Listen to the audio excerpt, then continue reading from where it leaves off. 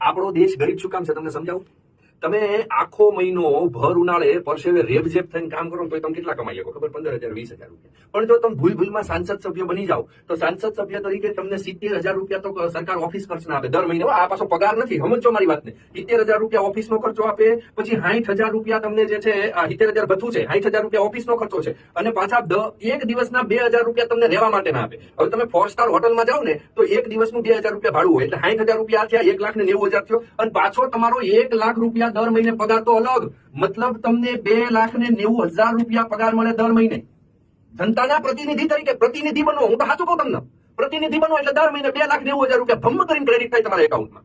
પછી તમે two wheeler લઈને જતા હોય, તમારી પાસે લાયસન્સ નો હોય, તમારી પાસે હેલ્મેટ નો હોય, પીયુસી નો હોય, આરસીબી નો હોય, સીધો 2,000 રૂપિયાનો દંડ. પણ તમે જો શપથ લીધા વગરના લોકસભામાં કે રાજ્યસભામાં બેસી જાવ ને તો તમારી પાસેથી ખાલી 500 રૂપિયા દંડ લેવામાં આવે. કેટલા રૂપિયા દંડ લેવામાં આવે? 500 રૂપિયા દંડ લેવામાં આવે. હવે તમે વિચાર કરો આપણા દેશની સિસ્ટમ.